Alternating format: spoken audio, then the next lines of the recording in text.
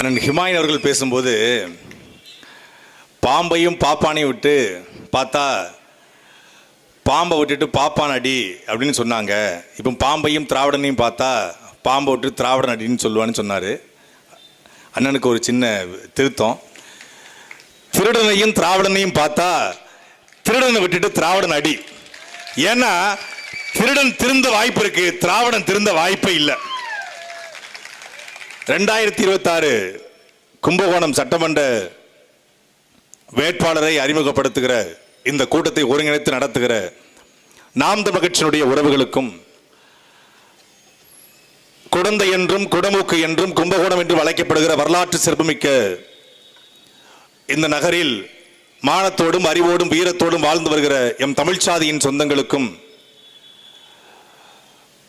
ஆங்காங்கே கடைகளில் அமர்ந்திருந்து எங்களுடைய பேச்சுகளை கேட்பதற்காக காத்திருக்கிற திராவிட முன்னேற்ற கழகத்தினுடைய அன்பிற்குரிய உடன்பிறப்புகளுக்கும், அழிந்து போய் இருக்கிற ஒரு உயிரினமாக கருதப்படுகிற அனைத்து இந்திய அண்ணா திமுகவினுடைய இரத்தத்தின் இரத்தமான சொந்தங்களுக்கும், எப்படி நம்மைத்தான் புலப்பான் என்று மரங்களிலே அமர்ந்திருக்கிற அணில் குஞ்சுகளுக்கும், பிரபாகரனின் பிள்ளை சீமானின் தம்பியின் புரட்சிகரமான மாலை வணக்கம். தமிழ்நாட்டில் எங்க போனாலும் எல்லாரும் சொல்வது எங்க ஊர்ல ஆற்று மணல் கொள்ளை, திருநெல்வேலி போனால் ஆற்று மணல் கொள்ளை, தூத்துக்குடி போனால் ஆற்று மணல் கொள்ளை, விருதுநகர் சென்றால் ஆற்று மணல் கொள்ளை, மதுரை சென்றால் ஆற்று மணல் கொள்ளை, திருச்சி சென்றால் ஆற்று மணல் கொள்ளை, பெரம்பலூர் சென்றால் ஆற்று மணல் கொள்ளை, விழுப்புரம் சென்றால் ஆற்று மணல் கொள்ளை, அங்கே திருவள்ளூர் சென்றாலும் ஆற்று மணல் கொள்ளை. ஆனா தமிழ்நாட்டிலேயே ஆத்து மணல் கொள்ளை நடக்காத இடம் அப்படின்னு நான் என் அன்பு சகோதரன் ஆனந்த் கேட்டேன். கும்பகோணத்தில் இல்லைங்க. என்ன என்ன உண்மையிலே இல்லையா? உண்மையிலே இல்லை. ஏன்? ஏற்கனவே கொள்ளிடத்துல இருந்து கும்பகோணம் வரைக்கும் அள்ளியாச்சு, அப்புறம் எங்க கொள்ளை நடக்கும்? இருந்தா தானே. பொதுவா நம்ம எல்லாம் வீட்டு வாசல என்னங்க கட்டுவோம்? வீட்டு வாசல மாட்டை கட்டுவோம், வீட்டு வாசல ஆட்டை கட்டுவோம், வீட்டு வாசல ஒரு கார் பார்க்கிங் கட்டுவோம், இல்ல வீட்டு வாசல்ல மரத்தை நடுவோம். ஆனா உலகத்திலேயே எனக்கு தெரிஞ்சு வீட்டுக்கு பக்கத்துல பஸ் ஸ்டாண்ட் கட்டிய ஒரே ஒரு எம்எல்ஏ நம்ம கும்பகோணம் எம்எல்ஏ தான். ஆனந்த் அவர்களும் அண்ணன் ஹிமாயின் அவர்களும் கும்பகோணம் வளரல, கும்பகோணம் வளரல அப்படின்றாங்க. என்ன இப்படி சொல்றீங்க? அன்பழகன் வளர்ந்திருக்காரு, தமிழழகன் வளர்ந்திருக்காரு, சரவணன் வளர்ந்திருக்காரு. இதை விட கும்பகோணம் வளரணுமா? பேர்ல மட்டும் அன்பழக, பேர்ல மட்டும் தமிழ் அழக. நீங்க அழகா இருந்த பத்தாது, கும்பகோணம் அழகா இருக்கணும். வரும்போது ஒரு ஆட்டோல வந்த சரவண இன்னைக்கு பார்ச்சுலர் காரு, பொலேரா காரு, எக்ஸ்வி, இங்க ஒரு வீடு, சேலத்துல எடப்பாடியில் ஒரு வீடு, 2 வீடு. எப்படி? கும்பகோணம் வளரலையா? நல்லா வளர்ந்துருக்கு. மேயர் வளர்ந்திருக்காரு, துணை மேயர் வளர்ந்திருக்காரு, எம்எல்ஏ வளர்ந்திருக்காரு. இந்த தமிழ் ஒரு படம், தமிழ் படம் ஒரு படம், படம் பேரே தமிழ் படம். அந்த படத்துல அந்த இயக்குனர் CS அமுதன் வந்து காமெடிக்காக, நகைச்சுவைக்காக சிவா மருத்துவமனை, சிவா இன்டர்நேஷனல் ஏர்போர்ட், சிவா மின் தகன மையம், சிவா நூலகம்னு வைப்பாரு. ஆனா உண்மையிலேயே கும்பகோணம் வந்தா எங்க பார்த்தாலும் அன்பு மருத்துவமனை, அன்பு ரியல் எஸ்டேட், அன்பு திருமண மண்டபம், இன்னும் கொஞ்ச நாள் அன்பு பேருந்து நிலையம், அன்பு மின் தகன மேடை, ஏன்னா எல்லாத்தையும் கொண்டுகிட்டு இருக்காப்ல. அதெல்லாம் மின்சார சுடுகாடும் ஒரு அமைப்புக்கான வாய்ப்பு இருக்கு. கும்பகோணத்துல எவ்வளவு பெரிய அன்புக்காரர் பாருங்க. பேர்ல மட்டும் அன்பிலார் எல்லாம் தமக்குரியர், அன்புடையார் என்பும் உரியர் பிறக்குன்னு வள்ளுவர் பாடுறாரு. ஆனா இவரு பேர்ல அன்பு இருக்கு.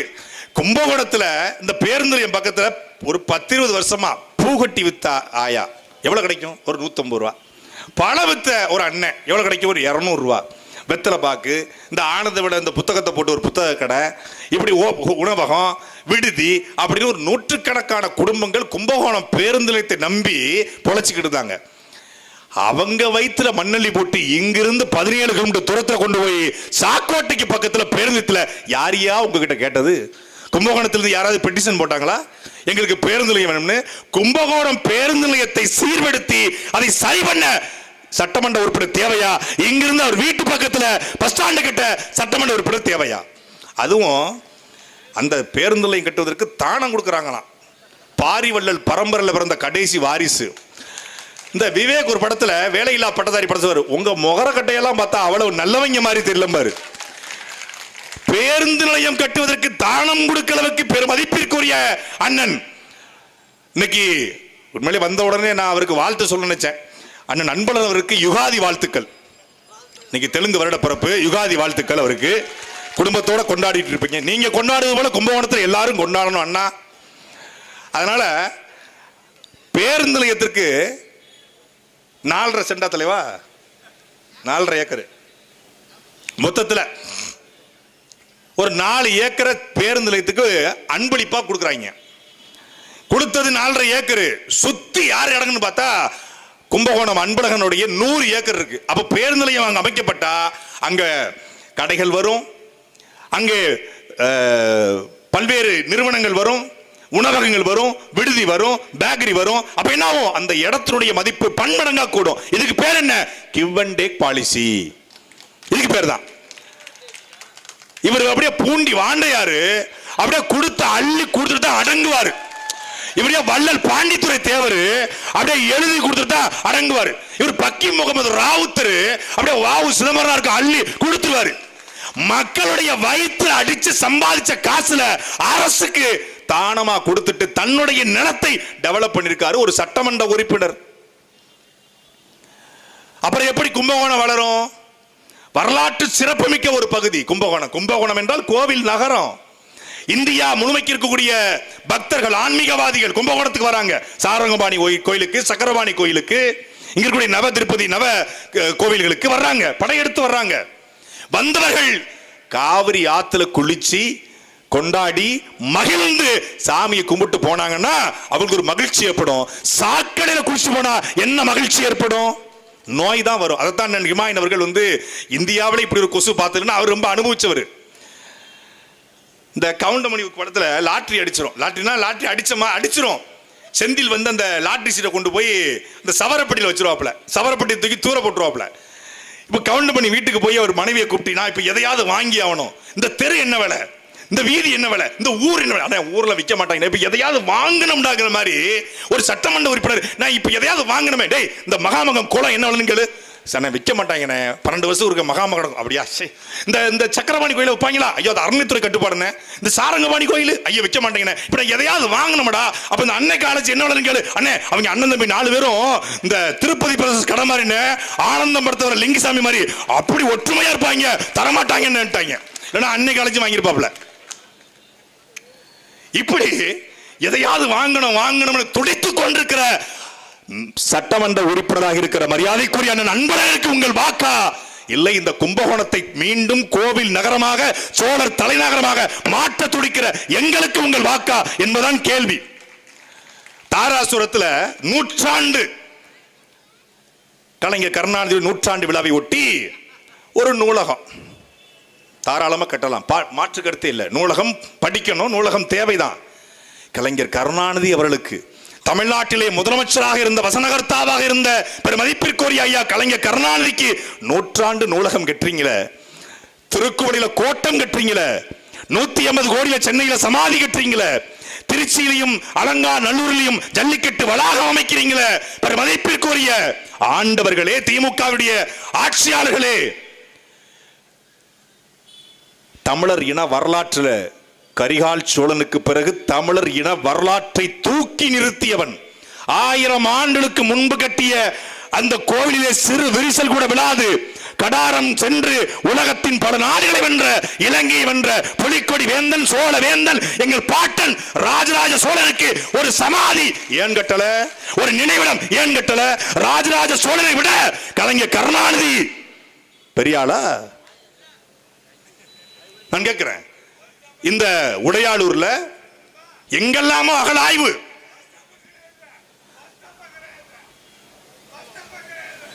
பஸ் ஸ்டாப்பே கிடையாதா? பஸ்ஸே கிடையாது, அப்புறம் பஸ் ஸ்டாப் எங்க இருக்கும்? உங்களுக்கு எல்லாம் பொங்கலே கிடையாது, நீங்க போகி கொண்டாடிருக்கிற மாதிரி. ராஜராஜ சோழனை விட உடையாளூர்ல ஒரு அகழாய்வு நிகழ்த்த முடியாதா? உட்காருங்க, நம்மால்தான். லவ் யூ, உட்காருங்க.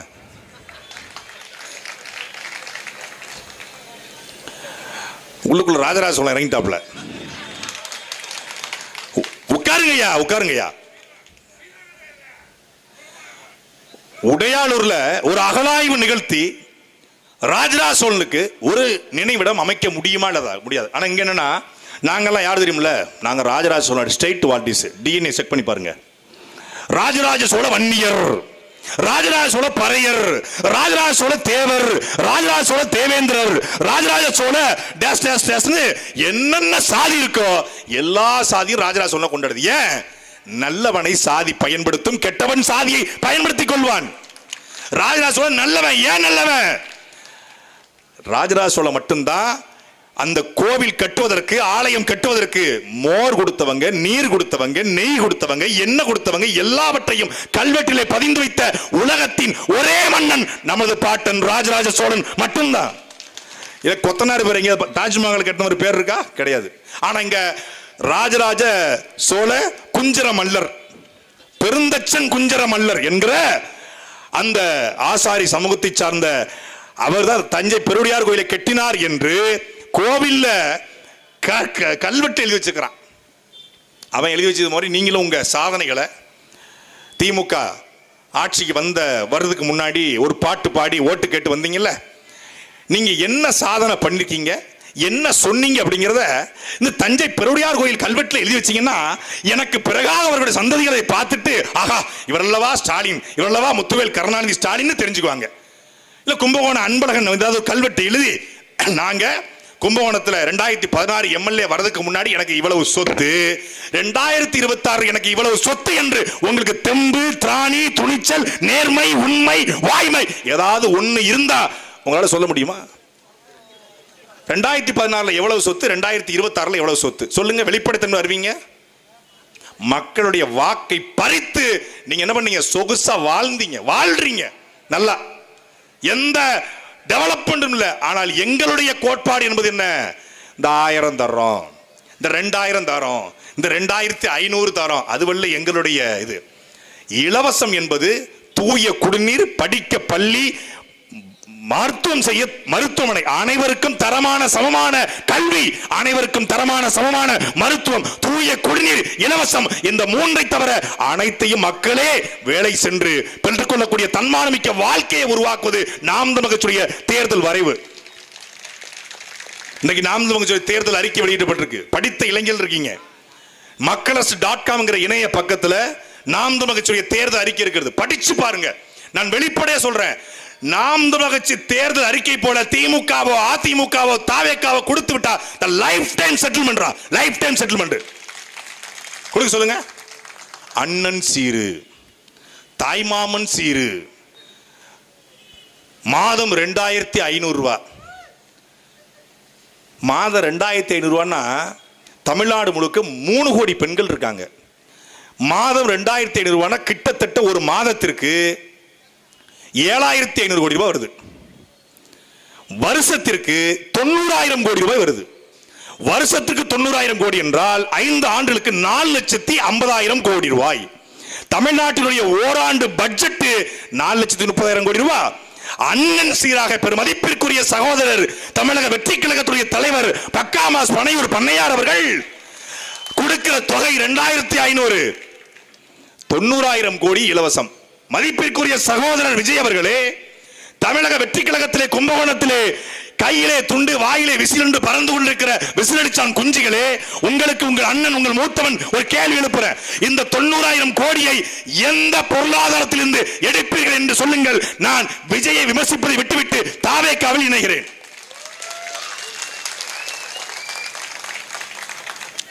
தல ரசிகன் தளபதி தொண்டன்னு மாறிடுறேன், சீமான் தம்பி விஜய் ஃபேன் மாறிடுறேன். 90000 கோடியை எந்த வருமானத்தில் எடுப்பீர்கள்? உங்களுடைய பொருளாதார கொள்கை என்ன? தனியார்மயமா, தாராளமயமா, உலகமயமா? நீங்கள் ஆட்சிக்கு வந்தால் 10,64,000 கோடி கடனை எப்படி அடைப்பீர்கள் என்று யாராவது தாவேக்கால ஒளிஞ்சு உள்ளுக்குள்ள உட்கார்ந்தா சொல்லுங்க. நாளைக்கு சொல்லுங்க. 10,67,000 கோடி கடனுங்க. திமுக சரியில்லை, ஆமா சரியில்லை. அதிமுக சரியில்லை, ஆமா சரியில்லை. திமுக செய்ய முடியுமா? செய்ய முடியாது. அதிமுக செய்ய முடியுமா? செய்ய முடியாது. 5 லட்சம் கோடி கடனை 10,67,000 கோடி கடனாக திமுக மாத்திருச்சு, ஆமா மாத்திருச்சு. அப்போ பெண்களுக்கு 90,000 கோடி, கல்வியை இடைநிற்றலில் நின்றால் ஒரு குடும்பத்திற்கு 15,000 ரூபாய். 5 லட்சம் பேர் இருக்கான் தமிழ்நாடு முழுக்க படிக்கிற மாணவர்கள் குறைந்தபட்சம். இடைநிற்றல் இல்லாமல் இருப்பதற்கு 15,000 ரூபாய் சொல்றாரு. சரி, அது கணக்கு பண்ணா அது கிட்டத்தட்ட 1 லட்சம் கோடிக்கு மேல வருது. 1,90,000 கோடி. அப்புறம் தாலிக்கு தங்கம் ஒரு பவுன் இன்னைக்கு 1,20,000 ரூபாய். அப்படின்னா ஒரு வருஷத்திற்கு தமிழ்நாட்டில் 10 லட்சம் திருமணம் நடைபெறுது. 10 லட்சம் என்று 1,20,000 கணக்கு பண்ணிக்கோங்க, எத்தனை ஆயிரம் கோடி என்று? கிட்டத்தட்ட 7,500 கோடி ரூபாய். புதிதாக பிள்ளை பிறந்தா தமிழ்நாடு முழுக்க எந்த குழந்தை பிறந்தாலும் மோதிரம் அணிவிக்கப்படும், தங்கம் அணிவிக்கப்படும். தமிழ்நாட்டில் சராசரியாக ஒரு ஆண்டுக்கு 5 to 6 லட்சம் குழந்தைகள் பிறக்குதுங்க. இந்த 6 லட்சம் குழந்தைகளுக்கு 2 கிராம் வச்சுக்கிட்டா 5,000 கோடி ரூபாய் வருது. Sir, hello, excuse me mister பக்கா மாசு, இந்த 2 லட்சம் கோடி ரூபாயை எதை வைத்து நீங்கள் சம்பாதிப்பீர்கள் என்பதை மட்டும் சொல்லுங்க. ஏற்கனவே அவங்க 1000, இவங்க 2000, இவங்க 2500. இதுவல்ல எங்களுக்கு தேவை. என் நிலமும் வளமும் சார்ந்த தொழிற்சாலையை உருவாக்கி என் மண்ணில் கடனில்லாத மாநிலமாக தமிழ்நாட்டை மாற்றுவேன் என்பது என் சீமானுடைய தேர்தல் வாக்குறுதி. கும்பகோணம் என்றால் என்னங்க? வெற்றிலை பாக்கு. இன்னைக்கு வியாபாரம் எப்படி இருக்கு? கும்பகோணம் வெத்தலை இன்னைக்கு மலிவு விலைக்கு போயிருச்சு. கும்பகோணம் என்றால் பித்தளை ஜாமான்கள், கும்பகோணம் என்றால் வெள்ளி விளக்குகள், பித்தளை விளக்குகள். அதை செய்யக்கூடிய தொழிலாளர்கள், அதை செய்யக்கூடிய முதலாளிகள் என்ன நிலைமையில இருக்காங்க? இதை மீட்டெடுக்க தாவேகா கிட்ட திட்டம் இருக்கா? இதை மீட்டெடுக்க திமுக கிட்ட திட்டம் இருக்கா? ஆனால் நாம் தமிழ் கட்சி கிட்ட இதை மீட்டெடுக்க திட்டம் எடுக்கிறது. அவங்க கிட்ட என்ன திட்டம் இருக்கு? சர்க்கரை ஆலைய சாராய ஆலையா மாத்திர திட்டம் இருக்கு. முடிவு பண்ணிட்டான். சர்க்கரை ஆலையை மக்கள் சர்க்கரை ஆலை திறக்க சொல்லி போராடி இருக்கான் பாவனாசந்தோவில. அவன் பார்த்தான், சரி திறக்கிறேன் விடு, உனக்கு என்ன வேணும்? சர்க்கரை வேணும், ரைட்டு, உனக்கு நல்லா பார்த்துக்க, சர்க்கரை தான் வேணும். ஆமாங்க, எனக்கு சர்க்கரை வேணும். மாற்றக்கூடாதுப்பா, எனக்கு சர்க்கரை தாங்க வேணும். இந்த சாராயம் குடிச்சாலும் உனக்கு சர்க்கரை, ஐ மீன் சுகர் ஏறும், இந்த வச்சுக்க. நீ என்ன கேட்ட? சர்க்கரை கேட்ட, இந்த சர்க்கரை 1 வருஷம் கூடி, சர்க்கரை ஏறல, சுகர் ஏறல, அன்பு மருத்துவமனை நீ அட்மிட் ஆகலாம், என் பேரை மாத்திக்கிறேன்ட்டான். முடிஞ்சு கதை. நாங்க கேட்டது நக்கர சக்கரை, இவன் குடிக்கிறது குடிக்கிற சக்கரை, ஏத்துற சக்கரை. எப்படி தொலைநோக்கு பார்வை இல்ல? இப்போ இந்த 2 பேருக்கும் இவர் மாற்று. ஏன் மாற்றா? திமுக தீய சக்தி, அதிமுக ஊழல் சக்தி, நான் தான் தூய சக்தி. வானத்திலிருந்து அப்படி பறந்து வந்திருக்காப்ல, தேவதை வரும்ல, அப்படி வெள்ளை புடவை விரிச்சுக்கிட்டு அப்படி லவ்லி பேட் அப்படி வந்திருக்காப்ல. கலைஞர் ரோல் மாடல் திமுக தீய சக்தி, ஜெயலலிதா ரோல் மாடல் அதிமுக ஊழல் சக்தி. செங்கோட்டையன் ஜேசிடி பிரபாகர் 2 பேரும் பக்கத்தில் இருப்பாங்க, அதிமுக ஊழல் சக்தி.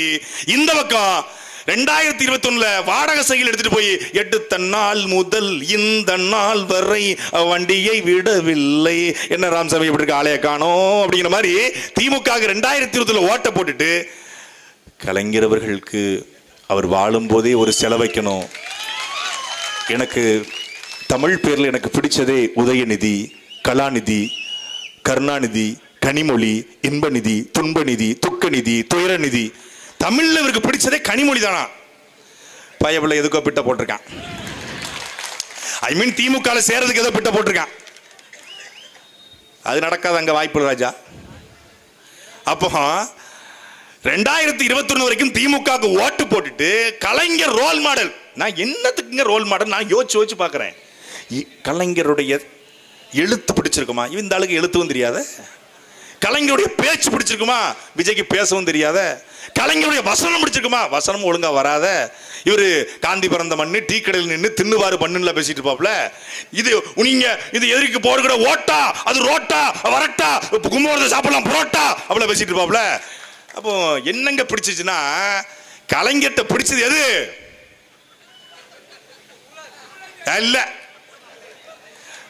மனைவி கதறி கொண்டிருந்தாலும் நடிகையோடு திருமணத்துக்கு போவதுதான் கலைஞர்கிட்ட பிடிச்சது. எப்படி ஒரே நேரத்தில் 2 ஃபேமிலியை மெயின்டைன் பண்ணுவது என்பது கலைஞர் கருணாநிதி ரோல் மாடல். இதுல தாங்க ரோல் மாடல் இருக்கு. இதுதான் ரோல் மாடல். வேற எது ரோல் மாடல்? அண்ணன் சீர் கொடுக்குற மகர கட்டைய பாருங்க. அண்ணன் சீர் கொடுக்க மகர கட்டைய. பெத்த பிள்ளை லண்டன்ல தவிச்சுக்கிட்டு இருக்கு, அதுக்கு பணம் கொடுக்க வக்கில்ல. பெத்த பிள்ளை இங்க சென்னையில பணம் எடுக்க தவிச்சுக்கிட்டு இருக்கான், அவனுக்கு பணம் கொடுக்க வக்கில்ல. இவர் அண்ணன் சீரு, தாய்மாமன் சீர் அப்புறம் கொடுக்கலாம், முதல்ல தகப்பன் சீர் கொடுங்க. அண்ணன் சீர் அப்புறம் கொடுக்கலாம், முதல்ல கணவன் சீர் கொடுங்க. நாட்டை திருத்த வந்த யோக்கியன்களை பாருங்க, இவர்கள் நாட்டை திருத்துவார்கள். முழுக்க முழுக்க சினிமா என்கிற போதையை தவிர, கவர்ச்சியை தவிர ஏதாவது ஒண்ணு நெத்திக்கு நெத்தி ஒரு 10 நிமிஷம் எங்க அண்ணன் சீமானோட விஜய் விவாதிக்க தயாரோடா? நேருக்கு நேர், நெத்திக்கு நெத்தி 10 நிமிஷம். யார் தயாரு? எடப்பாடி, ஸ்டாலின், சோகால்டு டிடிவி, சோகால்டு அமித்ஷா, மோடி, யார் தயார்? இந்தியாவிலே ஒரு தலைவன் மட்டும்தான். பத்திரிகையாளர் சந்திப்பிலே வேறு கேள்வி இருக்கிறதா என்று கேட்கிற தலைவன் எங்கள் அண்ணன் சீமான் மட்டும்தான். பத்திரிகையாளரை பார்த்தா, இந்த வடிவேல் ஒரு படத்துல சிங்கமுத்து பூ பாரு, மதுரமல்லி மதுரமல்லி மதுரமல்லின்னு வடிவேல் அப்படியே மூடுவாப்ல. அது மாதிரி பத்திரிகையாளர் பார்த்தா கண்ணாடியை மூடுறாப்ல. யாரு? விஜய். இவர் தான் நாட்டை திருத்த போறாரு. பத்திரிகையாளர் கேட்கிற கேள்விக்கு பதில் சொல்லுங்க, சொல்லுங்க. ஐயா ஸ்டாலின் அவர்களாவது குறைந்தபட்சம் இந்த வெளிநாடு போகும்போது ஏதாவது புதிய திட்டத்தை அறிவிக்கும் போது ஒரு 4 நிமிஷம் ஆகாத வகையில் புதிய தொழில் முதலீடுகளை ஈர்த்திருக்கிறோம், துபாய் கடா போயிட்டு வந்த கடந்து அந்த நேரத்தில் அந்த வகையில் முயற்சி திருவிடையாக்க முயற்சி இளமை புகுத்தி விடும் ஏதாவது சொல்லுவாப்ல. எடப்பாடி பழனிசாமியாவது ஏதாவது அவர் மொழியில, அவர் பாமர மொழியில பேசுவார். அண்ணாமலை பேசுவார், நைனா நாகேந்திரன் பேசுவார், ஹெச் ராஜா பேசுவாரு, ஏதாவது பேசுவாங்க. சண்டால பைய அப்படின்பாப்ல ஹெச் ராஜால ஏதாவது சொல்லுவாப்ல. ஆனா தமிழ்நாட்டிலேயே பத்திரிகையாளரை சந்திக்காத ஒரு கட்சியின் தலைவன் விஜய். ஏன் பயம்?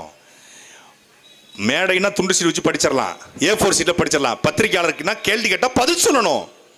உங்கள் கட்சி ஒரே ஒரு கேள்வி தான் பத்திரிகையாளர் கேட்பாங்க, உங்கள் கட்சியின் கொள்கை என்னன்னு கேட்பாங்க. அதோட கட்சியை ரத்து பண்ணிட்டு போயிருவாங்க. இந்த கட்சிக்கு உன் நண்பன் யாரென சொல், உன்னை யாரென சொல்கிறேன்னு சொல்லுவாங்க. நாம் தமிழர் கட்சியை பற்றி நீங்கள் தெரிந்து கொள்ள வேண்டுமா? நாம் தமிழர் கட்சியில்னா கும்பகோணத்திலேயே சிறந்த வழக்கறிஞராக பயிற்சியுடைய ஆனந்த் இருக்காரு. கும்பகோணத்திலே சிறந்த வழக்கறிஞராக பல வழக்கறிஞர் உருவாக்குற மணிசெந்தில் இருக்காரு. கல்வியாளராக ஆயிரக்கணக்கான இளைஞர்களுக்கு சூழ்நிலையில் பாடத்தை, தமிழ் பற்றை, மொழி பற்றை, இனப்பற்றை, கலாச்சாரத்தை, பண்பாட்டை, வேளாண்மையை, விவசாயத்தை தலைவன் பிரபாகரனை கற்றுக் கொடுக்கிற அன்னை கல்லூரிய தாளாளர் ஹிமாயின் இருக்காரு. நாம் தமிழர் கட்சி என்றால் இடுமாவனும் கார்த்திக்கும், நாம் தமிழர் கட்சி என்றால் சல்மானும் தாரியாவும் பாத்திமா ஃபர்கானாவும், நாம் தமிழர் கட்சி என்றால் சத்யாவும், இப்படி நாம் தமிழர் கட்சி என்ற அடையாளங்கள் இருக்காங்க. அந்த கட்சியில பாருங்களேன், கடைசியா விஜய் நீங்க எப்ப பாத்தீங்க? கடைசியா சேரும் போது பார்த்தேன், அப்புறம் நீங்க பார்க்கல. அவன் ஆம்பளைங்களே பார்க்க மாட்டாங்க, ஆதவும் புஷியும் தான் அவனுக்கு பிடிக்கும், அவங்க 2 பேரும் தான் பாக்குறான். விஜய் அங்க பிரஸ் மீட் கொடுக்கல, அவனுக்கு தெரியாது, தெரிஞ்சா தானே கொடுப்பான் அப்படிங்கிறாப்ல. நாங்க என்ன வச்சுக்கிட்டா வஞ்சனம் பண்றோம், எங்க கிட்ட இல்லைன்றான். யாரு? நாஞ்சில் சம்பத்து, லயலா மணி, ராஜ் மோகன், IRS அதிகாரின்னு ஒருத்தர் கூட்டு வந்திருக்காங்க. எந்த யார் வருமானத்து அதிகாரி? வருமானத்திற்கு அதிகமாக யாராவது சொத்து சேர்த்தால் பிடிக்க வேண்டிய அதிகாரி மக்களுக்கு ஓட்டுக்கு பூஸ்ட் கொடுக்கற. Boost is the secret of my energy. Boost குடிங்க, ஓட்டு போடுங்க, தெம்பா போய் ஓட்டு போடுங்க மக்களே. சில்வர் தட்டில் அவர் முகத்தை வரைஞ்சி, ஏண்டா உங்க முகத்தெல்லாம் சாப்பிட தட்டில் வரைஞ்சா எப்படா சோறு இறங்கும்? பொடிக்கு போயில சிக்குமாடா அந்த முகம் இதுக்கு. சாப்பிட்ற தட்டுல அண்டா கொடுக்குது திமுக, ஹாட் பாக்ஸ் கொடுக்குது திமுக. ஹாட் பாக்ஸ் கொடுத்துட்டீங்க, அப்படியே சாப்பிட முடியுமா? தட்டு நாங்கள் கொடுக்குறோம். தட்டு தட்டு டம்ளரு, பேம்பர்ஸு கொடுக்குற கிஃப்ட் பாருங்க. நாங்கள் மருத்துவ பிரதியாக இருக்கும்போது, மெடிக்கல் ரெப்ரஸன்டேட்டிவ் இருக்கும்போது டாக்டருக்கு என்ன பண்ணுவோம்? Dove soap, Gillette shaving cream. எதுக்கு நான் தெரியுமா உங்களுக்கு? நான் கூட கம்பெனியில் வச்சு என்னங்க சம்பந்தமே இல்லாமல் இருக்கு. ஒரு ஸ்டெதஸ்கோப்பு, ஒரு டாக்டர் கோட்டு, இது மாதிரி கொடுத்தீங்கன்னா பயிர் இது எடுப்பாரு. ஒரு பிபி மிஷின், ஒரு சுகர் பார்க்கறது கொடுக்கலாம்ல அப்படின்னு மேனேஜரை கேட்டேன். சொன்னார், டேய் அப்படி இல்லை, இப்படி இல்லை துறை, டாக்டர் டெய்லி ஸ்டெதஸ்கோப்பை தொடுவாரா தொடலையான்னு தெரியாது. ஆனா டெய்லி குளிக்கணுமா வேண்டாமா? ஆமா குளிக்கணும். குளிக்கும் போதெல்லாம் டவ் சோப் எடுப்பாரா? டவ் சோப்பை எடுக்கும் போதெல்லாம் நம்ம முகம் வட்டமா வந்து போகும். அப்ப நம்ம கம்பெனி பிராண்ட் வரும். வந்த உடனே பிரிஸ்கிரிப்ஷன்ல பேர் நம்ம பேர் எழுதிடுவார். ஓஹோ, டெய்லி சேவ் பண்ண சேவ் பண்ணுமா? ஆமா. அப்ப என்ன பண்ணுவாரு? இப்படி வலிக்கும் போது கண்ணாடியில் ஆஹா இது அவன் கொடுத்ததுல இது துறை கொடுத்தது ஞாபகம் வரும். அதுக்காக தான் கில்லட்டு கொடுக்குது கம்பெனி தான். நல்லா இருக்கு சார். அப்ப நீங்க ஏன் சார், நான் கேட்டேன் ஒரு கேள்வி இடக்க முடக்கா, ஏய் அப்பெல்லாம் கேட்கப்படாட்டாப்ல, அது அன்பார்லிமெண்ட்ரி. அப்படி மக்களை ஈர்க்கக்கூடிய, மக்களை கவரக்கூடியது எது? 1000, 2000, 2500 தட்டு, டம்ளரு, ஹாட் பாக்ஸ். என் அன்பிற்குரிய மக்களே, இந்த தட்டும் இந்த டம்ளரும் இந்த ஹாட் பாக்ஸும் இந்த பூஸ்டும் காசு இருந்தா இந்த கடையில போய் நான் வாங்கிக்கலாம். கல்வியும் மருத்துவத்தையும் என்னால் விலை கொடுத்து வாங்க முடியுமா? தூய குடிநீரை என்னால் விலை கொடுத்து வாங்க முடியும். தனி மனிதன் துரைமுருகன், தனி மனிதன் சீமான், தனி மனிதன் இமாயன், தனி மனிதன் ஆனந்த், தனி மனிதன் மணி செந்தில், தனி மனிதன் அப்பா செந்தில் மணி அவர்கள் எல்லோரும் தாகம் எடுத்தால் இந்த கடையில போய் கணேசா அக்ஷயத்தில் பேக்கரியில போய் ஒரு தண்ணி பாட்டில் வாங்கி குடிச்சிடலாம், தனி மனுஷன். ஆனால் காகமும் சிட்டும் நாயும் நரியும் ஆடும் மாடும் ஆணிலும் எப்படியடா காசு கொடுத்து தண்ணீரை வாங்கும் என்ற கேள்வியை உலகத்திலே எழுப்பிய ஒரே தலைவன் எங்களுடைய அண்ணன் செந்தவன் சீமான் மட்டும்தான். தண்ணீர் அனைவருக்கும் இலவசம். எப்படி? தூய குடிநீர் வீட்டுக்கு வீடு இலவசம். இதை நாம் வச்சு சாத்தியப்படுத்தும். மருத்துவம் இன்னைக்கு நாம பேசிக்கிட்டு இருக்க இந்த வேளையில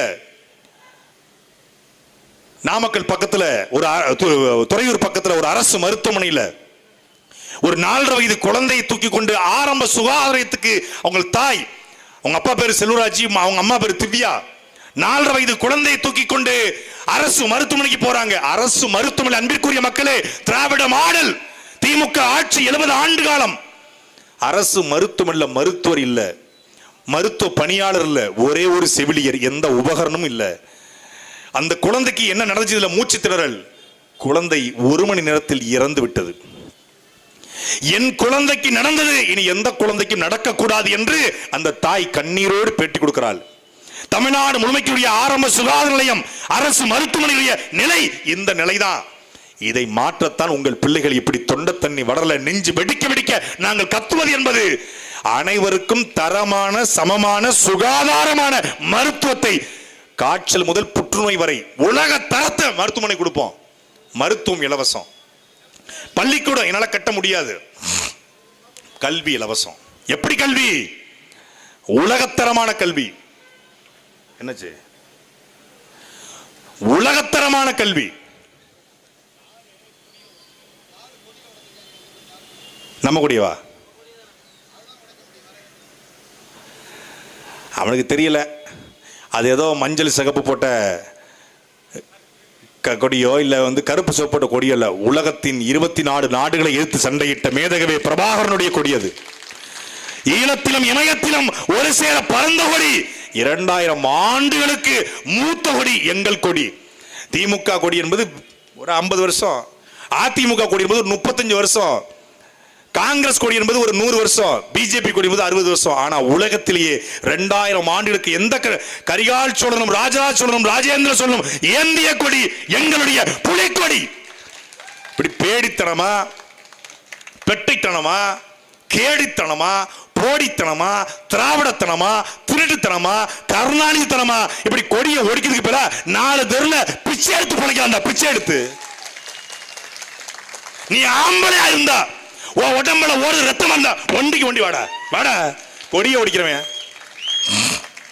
சும்மா சின்ன பிள்ளைக்கு இந்த கொடியில நான் ஏற்கனவே ஒரு ஸ்பேர் வச்சிருக்கோம். நாங்க ஒரு கொடியை போட போறோம், உன்னால அவ்வளவுதான் செய்ய முடியும். ஹிமாயனும் துரைமுருகனும் பேசி மனுஷன் பேசி கொடியை கூட உடைக்கிறோம்னா அப்புறம் எங்க பேச்சுக்கு என்னடா வேல்யூ இருக்கு? ஹலோ, நேத்து அடிக்க வரேன்னு சொன்னீங்க, வரவே இல்லை. அப்படின்னா எங்களுடைய பாணிய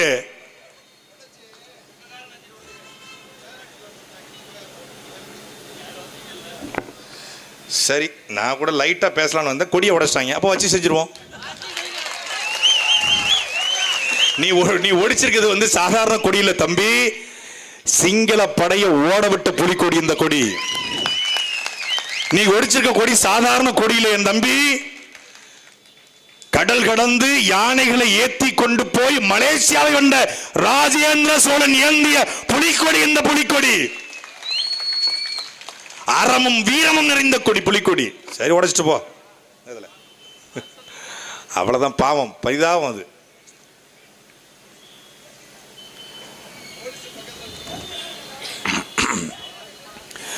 அப்போ நாங்கள் கேட்கிற கேள்வி என்பது, ஆட்சிக்கு வந்தவர்கள், ஆட்சிக்கு வர துடிப்பவர்கள் எதை மக்களுக்கு இலவசமா கொடுக்கணும்? மக்களுக்கு தேவையானதானே கொடுக்கணும்.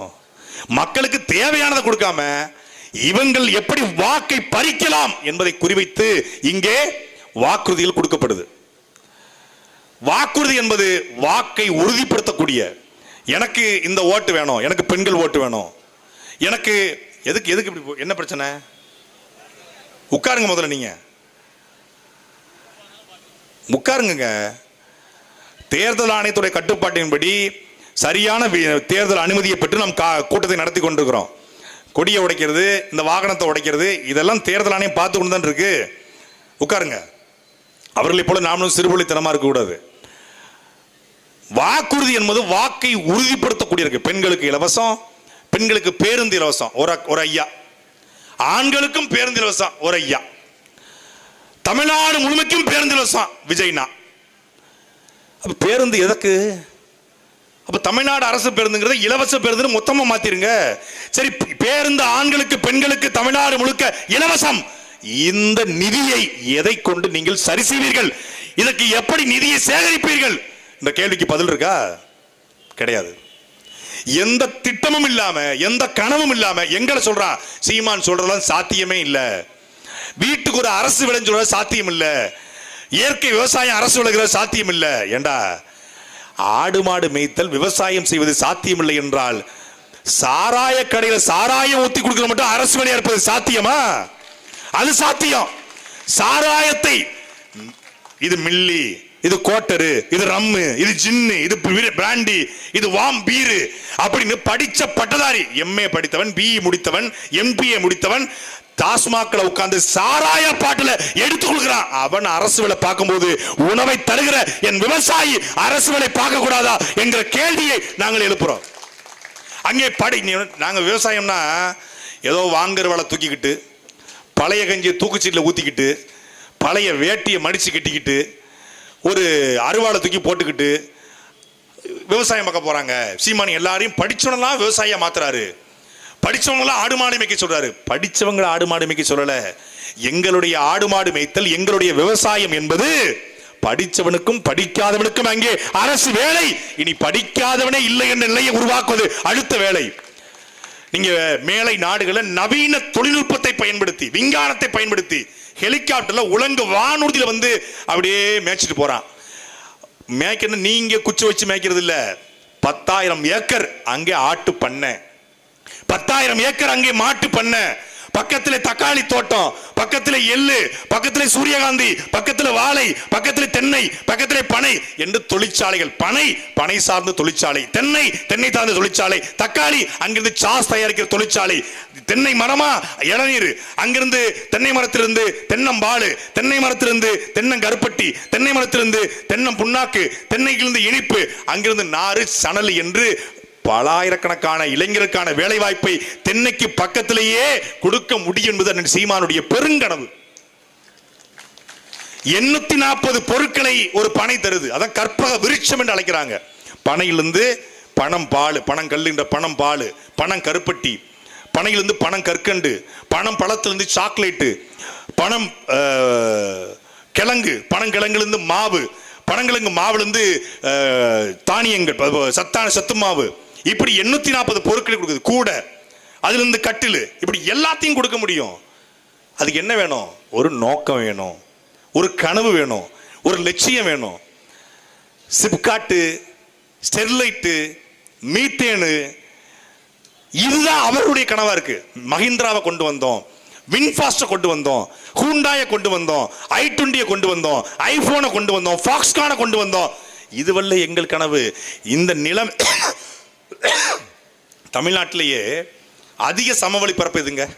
தஞ்சாவூர் தான், தஞ்சை மண்டலம் தான். தமிழ்நாட்டிலே அதிக சமவெளி பரப்பு. கிட்டத்தட்ட நெல் ஜெயராமன் அவர்கள் மட்டும் 350 வகையான நெல்லை மீட்டெடுத்திருக்காரு. பெருமதிப்பிற்குரிய ஐயா நம்மாழ்வார்கள் ஆயிரக்கணக்கான நெல் வகைகளை மீட்டெடுத்திருக்காரு. இந்த பாரம்பரிய நெல் வகைகளை விவசாயம் செய்து தனியார் செய்யறாங்க. இப்போ கவிஸ்தலம் பண்ணையார் பண்றாரு, பூண்டி வாண்டையார் பண்றாரு, பெரு முதலாளி பண்றாங்க 100 ஏக்கர் 200 ஏக்கர்ல. அதையே ஒரு அரசு தரிசு நிலங்களை எடுத்து ஆயிரக்கணக்கான ஏக்கர்ல நெல்லை விவசாயம் செய்து அந்த நெல்லை உள்ளூர் தேவைக்கும் வெளியூர் தேவைக்கும் வெளி மாநில தேவைக்கும் வெளிநாட்டு தேவைக்கும் ஏற்றுமதி செய்யும், அதிலிருந்து வருமானம் என்று சொல்கிறது. இல்லைன்னா தப்பு இருக்கு. விவசாயத்தை நான் பண்ணா நான் விவசாய முதலாளி, அதை ஒரு அரசே பண்ணக்கூடாதா என்ற கேள்வி எழுப்புறாரு. அதுதான் குறிஞ்சி அங்காடி, மருதம் அங்காடி, நெய்தல் அங்காடி. நியாய விளக்கடை அது அநியாய விளக்கடையா இருக்கு. உளுத்தம் பருப்பு அது புளுத்தம் பருப்பா இருக்கு. கருப்பட்டி மூக்கு சளி மாதிரி ஒழுகிட்டு இருக்கு. நியாய விளக்கல கூட கருப்பட்டி பாருங்க, அப்படியே ஒழுகும். மழை காலத்தில் சளி சின்ன பிள்ளைக்கு ஒழுகிற மாதிரி ஒழுகிட்டு இருக்கும். அதை பார்த்தாலே டீ குடிக்க முடியாது. நாங்கள் கொடுப்பது நியாய விளக்கடையில் கொடுக்கிற பொருள் அல்ல. கும்பகோணத்திலேயே எது சிறந்த டிபார்ட்மெண்ட் ஸ்டோர் நீங்க நினைக்கிறீங்களோ அதை விட சிறந்த கடையை தமிழ்நாடு அரசு நடத்தும். இன்னைக்கு தமிழ்நாடு அரசு நடத்துற பேருந்து எப்படி இருக்கு? நீங்க சென்னைக்கு போனோம், கேபிஎன் இல்ல பிரவீன் பர்வீனாவா, பர்வீன் டிராவல்ஸ், ஏபிடி, இதுக்கு இணையா தமிழ்நாடு அரசு பேருந்து இருக்குங்க? யாராவது சொல்லுங்க. கிடையாது. அரசு பள்ளிக்கூடத்தை விட தனியார் பள்ளிக்கூடத்தை அரசு பள்ளி சரியா இருக்குங்க. தனியார் கல்லூரி அரசு கல்லூரி சரியா இருக்குங்க. அன்பிற்குரிய மக்களே, தமிழ்நாட்டிலேயே சென்னை மாநகராட்சி, சென்னை மாகாணத்தில் மெட்ராஸ் பிரசிடென்சில கட்டப்பட்ட முதல் கல்லூரி கும்பகோணத்தினுடைய அரசு கலைக்கல்லூரி 1867ஆம் ஆண்டு கட்டப்பட்டது. அந்த கும்பகோணம் அரசு கலைக்கல்லூரி ஆயிரக்கணக்கான அறிவியல் மேதைகளை, என் கணித மேதை ராமானுஜம் உட்பட ஆயிரக்கணக்கான மேதைகளை உருவாக்கிய அரசு கலைக்கல்லூரி. அந்த அரசு கலைக்கல்லூரி தரம் எப்படி இருக்கு நீங்களே பாருங்க. இங்க இருக்கக்கூடிய தனியார் கல்லூரிக்கு இணையா இருக்கா? இல்லை. அப்ப அரசு நடத்துகிற எது ஒன்றும் தரமாக இல்லை. ஏனென்றால் அரசு தரமா இல்ல. அரசு அன்பழக மாதிரி இருக்கு, தரமற்று இருக்கு. தமிழகம் துணைமைய தமிழக மாதிரி இருக்கு, தரமற்று இருக்கு. அப்ப என்ன பண்ணணும்? தரமான அரசை உருவாக்கணும். நாம சாலை தரமா இல்ல, கழிவறை தரமா இல்ல, பாதாள சாக்கடை தரமா இல்ல. கொந்தளிச்சாப்புல ஆனந்து. சாக்கடை இல்ல, தண்ணீர் இல்ல, குடிநீர் இல்ல, கொசுவா இருக்கு, அதை ஆக்கிரமிச்சிட்டாங்க, இதை ஆக்கிரமிச்சிட்டாங்க. சாலை தரமா இல்ல, தண்ணீர் தரமா இல்ல, சாக்கடை கால்வாய்கள் தரமா இல்ல, கழிவுநீர் வாய்க்கால் தரமா இல்ல, பேருந்து நிலையம் தரமா இல்ல, பேருந்து தரமா இல்ல. ஏன் இந்த திமுக அதிமுக கட்சிகள் தரமா இல்ல, இந்த ஆட்சி தரமா இல்ல? ஒருத்தம் பேசல. எனக்கு ரோடு வேணும், தண்ணி வேணும், என் வீட்டுக்கு மின்சாரம் வேணும், எல்லாம் வேணும். அதுக்கு என்ன வேணும்? நாம் தமிழர் ஆட்சி வேணும். நீ நல்லவனுக்கு ஓட்டு போடாம திருடங்கையில கொத்துச்சாவியை கொடுத்து விட்டு வீட்டை பாதுகாக்க சொல்வதும், அழகான குழந்தையை பெற்றெடுத்து விட்டு பிச்சைக்காரங்கையில கொடுப்பதும், அழகு பதுமையை கொடுத்து காவாலி பையில கையில பிடிச்சு கட்டி கொடுப்பதும் திமுக ஓட்டு போடுறது ஒண்ணுதான். இந்த கணேசா பேக்கரி மாடியிலிருந்து குளிச்சிட்டு சக்திமான் காப்பாற்றுவாரு என்று நம்புவதோ, திமுக ஓட்டு போட்டுட்டு நாடு நல்லா இருக்கு நம்புவதோ ஒண்ணுதான். Death confirm. திருடனுக்கும் இந்த திராவிடனுக்கும் என்ன வித்தியாசம் தெரியும்ல? திருச்சியில் லலிதா ஜோலின்னு ஒரு கடைங்க, எல்லாருக்கும் தெரிஞ்சிருக்கும். சத்திரம் பேருந்துக்கு பின்னாடி இருக்கு. ஒரு மக்கள் நடமாட்டம் இருக்கக்கூடிய ஒரு பகுதி. அந்த லலிதா ஜோலியில் ஒரு பெரிய ஓட்டையை போட்டு உள்ள போய் ஒருத்தன் ஆட்டையை போட்டான். எப்படா திருடுன? அவன் பேரு முருகன், உங்க பகுதிக்காரன் தான். அப்ப அன்பழகன் சொந்தக்காரன் போல, திருவாரூர்காரர், கருணாநிதி சொந்தக்காரா இருப்பாரு. என்ன பண்றாப்புலன்னா, போலீஸ் தொங்கிட்டு இருக்கு பெட்ரோல் வண்டி, ஈர சாக்கு இருக்கு பாருங்க, 5-6 சாக்கு ஈர சாக்க நினைச்சு சோத்துல அப்படி வச்சு கடப்பாறையை கொண்டு போய் சக்கு சக்கு சக் சக் சக் சக். ஒரு சத்தம் வரல. என்ன சக் சக் வருது, எவனோ கொரட்டை விட்டு இருக்கான் அப்படின்னு விட்டாங்க. அந்த பக்கம் பார்த்தா ஒரு லாரியை நிப்பாட்டி ஸ்டெப்னியை கழட்டுற மாதிரி அந்த பக்கம் சடக் சடக் சடக் சடக், அங்க லாரி கலட்டிக்கிட்டு இருக்காங்க. இங்க ஒரு லாரிக்கு சடக், இங்க ஒரு சக் சடக் சக் சடக் சக்குன்னு பெரிய பொந்து விழுந்துருச்சு, உள்ள போயிட்டான். இப்ப யார் அவன் பேரு? திருடன். ஓட்டைய போட்டு ஆட்டைய போட்டா அவன் திருடன், ஓட்ட வாங்கி ஆட்டைய போட்டா அவன் பேரு திராவிடன். புரிஞ்சுச்சு உங்களுக்கு? அப்ப ஓட்டையை போட்டு ஆட்டையை போடுற திருடங்கையிலேயே லலிதா ஜுவல்லரி ஓனர் மொட்டை மாம்சு சாவியை கொடுத்து, முருகா, எந்த முருகா, அந்த திருடன முருகன் கொடுத்து, முருகா காலை வரைக்கும் 10 மணி வரைக்கும் லலிதா ஜுவல்லரி நீங்க பாத்துக்கோங்க, நான் அங்க இருக்கோம் அப்படின்னா நீங்க போங்க ஏசமா, நான் பாத்துக்கிறேன்னு இருப்பான். அந்த லலிதா ஜுவல்லரி ஓனர் எப்படி திருடங்கையில சாவியை கொடுக்க மாட்டாரோ நம்பி, என் அன்பிற்குரிய கும்பகோணம் மக்களே, எப்படி நீங்க திருட்டு பயலுக்கு ஓட்டு போடுறீங்க? எப்படி ஓட்டு போட்டுட்டு சாலை சரியில்லை, கொசு வந்து காண்டா மிருகம் மாதிரி கடிக்குது, சாக்கடை இல்ல, கும்பகோணம் கோயில் நகரமா குப்பை நகரமா, பஸ் ஸ்டாண்டு தூக்கி அங்கிட்டு போட்டுட்டாங்க, கும்பகோணம் அன்பு சம்பாதிச்சுட்டு போயிட்டாரு, தமிழர்கள் சம்பாதிச்சிட்டாரு, சரவணன் சம்பாதிச்சாரு. நம்ம இப்படிதான் புலம்பிட்டு தான் இருக்கணும். அப்ப இதுக்கு என்ன மாற்று? அதிமுக மாற்றா? நாங்க அதிமுக பேசுறதே இல்லை. ஏன் தெரியுமா? எங்க ஊர்ல சொல்லுவாங்க, தாய் இல்லா பிள்ளைகளை அடிக்க கூடாதுன்னு. அது அம்மா இல்லாத பிள்ளை, அதனால என்ன பண்ணுது, போற போக்கில் 4 குத்து ஊமை குத்தி விட்டுறது. அது சீன்ல இல்ல. தமிழ்நாட்டில் ஒரு அரசியல் எழுச்சி வரணும்னா ஒரு திராவிட கட்சி தமிழ்நாட்டில் இந்த தேர்தலை சாகணும், ஒரு திராவிட கட்சி வீழணும், அது விழும். அப்போ இதற்கு மாற்று திமுக அதிமுக மாற்று நான் தான் என்று வரவிட்ட கொள்கை இல்ல, கோட்பாடு இல்ல, லட்சியம் இல்ல, இலக்கு இல்ல, எதுவும் இல்ல. எல்லாத்தையும் விட திமிர்த்தனம் அதிகமா இருக்கு. திமிர்த்தனம். கரூர்ல 41 பேர் துள்ள துடிக்க சாகும் போது அந்த கூட்டத்தை தன்னுடைய ஜனநாயகன் படத்திற்கு படப்பிடிப்பு நடத்தினார் என்று சிபிஐ என்கொயரி ஆரம்பித்திருக்கிறது. இவனை போல ஒரு கொடூரன் தமிழர் நிலத்தில் தலைவனாக வந்ததே கிடையாது. சத்தியமா சொல்றேன், விஜய் ஒரு கட்சி தலைவனாக தமிழ்நாட்டில் ஒரு அரசியலாக வளர்ந்தால் கருணாநிதி தெய்வமாக கொண்டாடப்படுவார். எழுதி வைத்துக் கொள்ளுங்கள். விஜய் நாளைக்கு வளர்ந்தால் ஸ்டாலின் போற்றப்படுவார். விஜய் வளர்ந்தால் எடப்பாடி கொண்டாடப்படுவார். ஹெச் ராஜா புனிதராக மாறுவார். ஹெச் ராஜாலாம் எப்படிப்பட்ட அல்ல ஆள் தெரியுமா? அப்படி நம்மளே பேசுவோம், நானே பேசுவேன், ஸ்டாலின் மாதிரி உண்டாம் நானே. முடிச்சிருவாங்க கதைய. ஏன்னா எந்த விதமான நோக்கம் இல்லாம என்ன சொல்றாப்புல, 36 வருஷம் நான் வந்து உங்களெல்லாம் மகிழ்விச்சேன். டாடி மம்மி வீட்டில் இல்ல, தடவோட யாரும் இல்ல, விளையாட வாடா புள்ள தில்லாலான்னு பாட்டு பாடினேன். தொட்டப்பள்ள ரொட்டு மேல முட்டை போறட்டா, தொட்டுக்குள்ள சிக்கன் தரட்டா அப்படின்னு பாட்டு பாடினேன். இது 36 வருஷம் உங்களை மகிழ்விச்சேன், உங்களை கொண்டாடினேன், உங்களை ரசிக்க வச்சேன். அதனால என்ன பண்ணுங்க, என்ன பண்ணணும், நீங்க எல்லாரும் எனக்கு ஓட்டு போட்டு முதலமைச்சர் ஆக்கிருங்க. 36 வருஷம் உன் படத்தை பார்த்ததே எங்களுக்கு பெரிய பனிஷ்மெண்ட். ஆந்திரால இருந்து படத்தை காப்பி அடிச்சு கொண்டு வந்துட்டு ஆந்திராவுக்கு ஜெகன்மோகன் ரெட்டிட்ட பேண்ட் சட்டையை காப்பி அடிச்சு கொண்டு வந்துட்டாப்ல. கட்சியை கொடியை பார்த்தா எங்க கொடி மாதிரியே சிகப்ப களவாண்டு, புளியை போட்டா ரொம்ப கேவலம் விமர்சனம் பண்ணுவாங்கன்னு யானையை போட்டு விட்டாப்ல. எல்லாமே காப்பி கட்டு. படம் தெலுங்கு ரீமேக்கு, கட்சி சட்டை பேண்ட் எல்லாம் மொத்த திராவிட ரீமேக்கு. எந்த அடிப்படையும் கிடையாது. அஞ்சலி அம்மாள் கொள்கை தலைவர், காமராஜர் கொள்கை தலைவர். சரி, அஞ்சலி அம்மாளுக்கும் காமராஜருக்கும் என்ன கொள்கை? நேருவின் கொள்கை. 2 பேருக்கும் ஒரே கொள்கை. ஏன் 2 பேரும் இருக்கா? ஒன்னு பொம்பளை, ஒன்னு ஆம்பளை போட்டுக்கிட்டேன். ஒன்னு வன்னியர், இன்னொருத்தர் நாடாரு போட்டுக்கிட்டேன். வேல்நாச்சியார் என்னப்பா கொள்கை? தன் கணவர் முத்துவடுகநாதரை கொன்ற வெள்ளக்காரனை வீழ்த்தணும், அது வீரம். கொள்கை என்ன? அம்பேத்கர் கொள்கை உண்மையிலே கொள்கை தலைவர் தான். ஆனால் கவின் ஆணவ பொருளுக்கு கருத்து சொல்ல மாட்டேன். அம்பேத்கர் கொள்கை தலைவர். திருப்பரங்குன்றத்தில் வாயே திறக்க மாட்டேன். ஆனால் ஈவே ராமசாமி கொள்கை தலைவர். ஈவே ராமசாமிக்கு என்ன கொள்கைன்னு இதுவரைக்கும் அவங்க தேடிக்கிட்டு இருக்காங்க. இவர் ஈவே ராமசாமிக்கு இவர் கொள்கையா? என் தமிழை காட்டு மிராண்டி மொழி, உன் தமிழ்ல என்ன இருக்கு, உன் தமிழ் தாயா படிக்க வச்சா ஒரு முட்டாள்தனத்துக்கு பிறகு இன்னொரு முட்டாள்தனமா? உன் திருக்குறள் ஒரு முட்டாள், உன் திருவள்ளுவர் முட்டாள், உன் கம்பர் கபிலர் எல்லாரும் முட்டாள் என்று சொன்ன அந்த ஈரோட்டு கிழவன் ராமசாமி உனக்கு கொள்கை தலைவன் என்றால் உன்னை தூக்கி போட்டு மிதிக்க தவிர வேற வழியே இல்லை.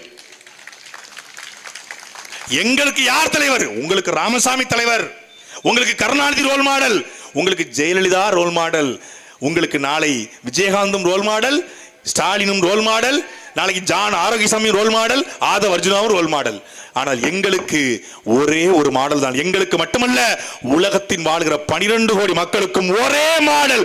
எங்கள் தலைவன் உலகத்தின் 24 நாடுகளை எதிர்த்து சண்டையிட்ட மேதகவே பிரபாகரன் எங்கள் ரோல் மாடல். எங்களுக்கு மட்டும் எல்லாருக்கும் மாடல்.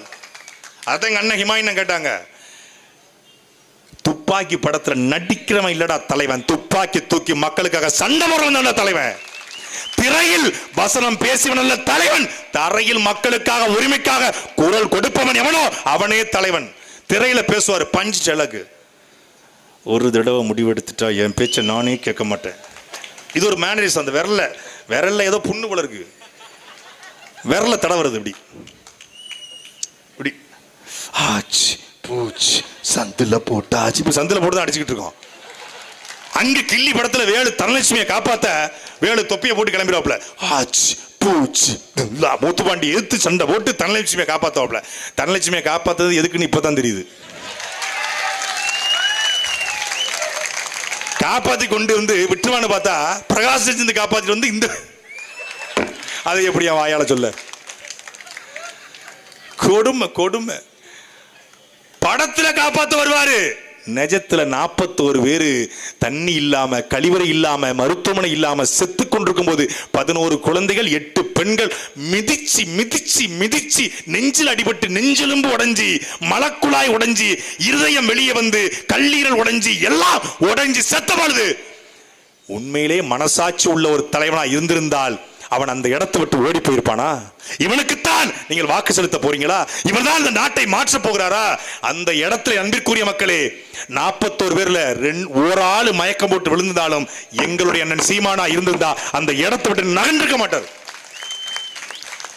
இல்ல கரூருக்கு வந்தால் உங்களை கைது செய்வோம், உங்க கட்சிக்காரன் சிறை என்பது வழக்கு இல்லை என்றால் விடியாது கிழக்கு என்று நின்றுப்பார். 234 வழக்கு நிக்கிறாரு.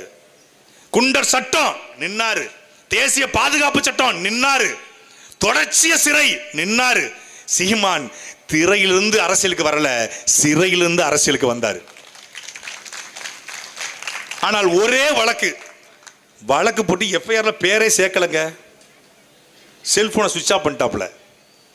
ஸ்டாலின் அங்கிள், உங்களுக்கு ஏதாவது என்னை பழி வாங்கணும்னா என்னையே பழி வாங்குங்க, என் ஆளுகளை விட்டுருங்க. அது எப்போ? 4 நாள் கழிச்சு. அதுவும் ஸ்டாலின் கைது செய்ய மாட்டாரு, வீட்டுக்கு யாரும் வரமாட்ட, பயப்படாத, வீட்டுக்கு யாரும் வரமாட்டாங்க, ஸ்டாலின் உன்னை தொடமாட்டான்னு சொன்ன உடனே இப்ப வீடியோ வேடுறா, வீடியோ கேம். ஏன் இந்த வீடியோவை திருச்சி செய்தியாளர் சந்திப்பிட சொல்லியிருந்தா, ஸ்டாலின் சார் என்ன தொட்டு பாருங்க அப்படின்னு சொல்லியிருந்தா, எங்க அண்ணன் சீமான் என்ன கைது பண்ணிடுறாங்க. சீமான் திமுக காசு வேண்டான்னு சொல்றாங்க. எங்க அண்ணன் சொன்னாரு, என் தம்பி துரைமுன்ன தொட்டது போல என்ன தொடா பார்க்கலாம் அப்படின்னு சொன்னாரு. அம்மையார் ஜெயலலிதா உயிரோடு இருக்கும் பொழுதே அம்மையார் ஜெயலலிதா அன்னி பெசன்ட் அம்மையாரா, ஆங் சாங் சூகியா, அன்னை தெரசாவா?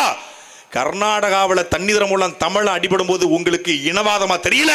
நாங்கள் இங்கே காவிரிக்காக பேசினால் அது இனவாதமா, இனவரியா, பாசிசமா, ரேசிசமா என்று கேட்டவர் எங்கள் சீமான். எங்களுக்கு யார் ஓட்டு போட மாட்டாங்க சொல்லுங்க? தமிழ்நாட்டை தமிழர் ஆள வேண்டும் என்று சொல்லுகிற கருத்து எவனுக்கு வலிக்கும் அவன் எங்களுக்கு ஓட்டு போட மாட்டான். வாழும் உரிமை எவருக்கும் உண்டு, ஆளும் உரிமை தமிழர் எமக்கே உண்டு என்று சொல்லுகிற பொழுது எவனுக்கு பத்திக்கொண்டு எரிகிறதோ அவன் எங்களுக்கு ஓட்டு போட மாட்டான். எங்களை இனவெறி என்றான். அதைத்தான் ஹிமாயன் சொன்னாங்க. இனவெறியராக நாங்கள் இருந்திருந்தால் கும்பகோணத்திலே சௌராஷ்டிரா சமூகத்திலே பிறந்த எங்கள் சகோதரன் ஆனந்தை நிப்பாட்டிப்போமா? வாழும் உரிமை எவருக்கும் உண்டு, ஆளும் உரிமை தமிழர் எமக்கே உண்டு. நாம் தமிழர் கட்சியின் அரசியல் என்பது அனைத்து உயிர்களுக்குமானது. நாம் தமிழர் கட்சி அனைத்து மக்களுக்குமானது. நாம் தமிழர் கட்சியின் ஆட்சி அதிகாரம் எப்போதும் தமிழர்களுக்கான, தலைமை எப்போதும் தமிழருக்கு. இது எங்கள் தத்துவம். எங்களுக்கு இருப்பது ஒரே நிலம், உள்ளங்கை அளவு நிலம். இந்த நிலத்திலையும் கும்பகோணத்தில் இத்தனை தேவர், இத்தனை நாடாரு, இத்தனை செட்டியாரு, இத்தனை ஆசாரி இருக்கும் போது ஒரு நாயுடு அன்பழகன் எம்எல்ஏ ஆகும் போது என் சகோதர சௌராஷ்டிரா சமூகம் எம்எல்ஏ ஆகக்கூடாதா? நாயுடுக்கு ஓட்டு போடுவீங்க, என் சகோதரருக்கு. அவன் சௌராஷ்டிரமா நீங்க நிக்கல, சௌராஷ்டிரா சமூகத்தின் பிரதிநிதியாக நிக்கல. என் தலைவன் பிரபாகரன் என் தாய்மொழி தமிழை நான் உயிராக நேசிக்கிறேன் என்று களத்தில் நிற்கிறான். ஆகச்சிறந்த அறிவாளி. எடுத்து வைத்த வாதங்களை பாருங்க. ஒரு டிபேட் வச்சுக்கோமே, தாவேக்கால போட்டி போடுற யாராவது ஒருத்தர், திமுக போட்டி போடுற யாராவது ஒருத்தர், அதிமுக சார்பில் போட்டி போடுற யாராவது ஒருத்தர், ஒரே மேடை நாங்களே செலவு பண்றோம், ஒரு மேடையை போடுவோம். என் சகோதரன் ஆனந்த் கேட்கிற கேள்விக்கு நீங்க பதில் சொல்லிருங்க, அதுக்கப்புறம் நாங்க போட்டியிலிருந்து விலகிக்கிறோம். பதில் சொல்லிட்டா செதற விட்டுருவாப்ல.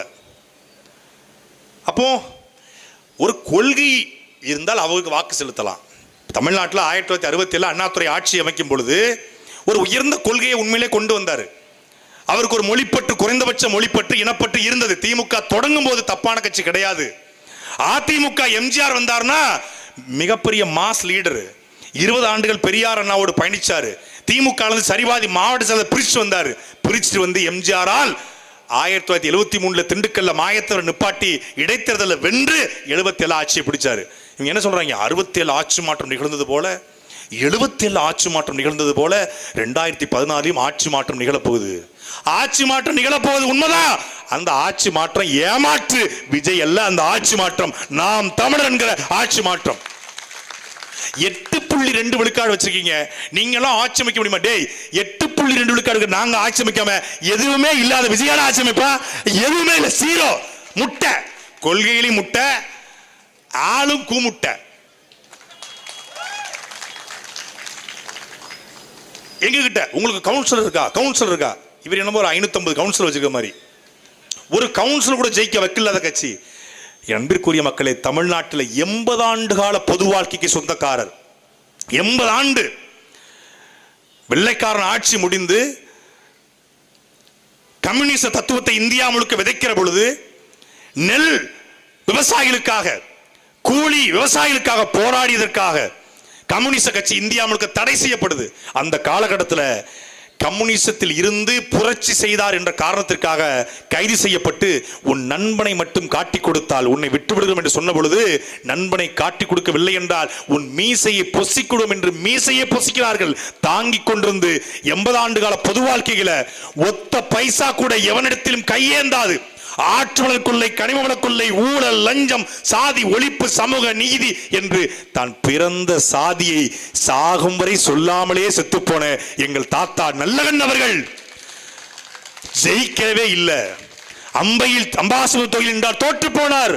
கோயம்புத்தூர் என்றால் தோற்று போனார். தோற்று போய் விட்டதனாலேயே நல்லகண்ணு நேர்மையற்றவர் என்று ஆய்விடுமா? தோற்று போனதனாலேயே நல்லகண்ணை மக்கள் கைகளில் விட்டார்கள் என்று ஆய்விடுமா? ஜெயிச்சதுனாலே கருணாநிதி நல்லவர் என்று ஆய்விடுமா? நல்லகண்ணு தோத்து போயிட்டாரு, நல்லவர். அவர் தோத்தாலும் நல்லவர். கருணாநிதி 6 முறை ஜெயிச்சாலும், எடப்பாடி முதலமைச்சராக இருந்தாலும், ஓபிஎஸும் டிடிவியும் சசிகலாவும் அதிகாரத்தில் இருந்தாலும் அவர்கள் யார் என்பது எல்லாருக்கும் தெரியும். திருட்டு டிராவிடியன்ஸ்.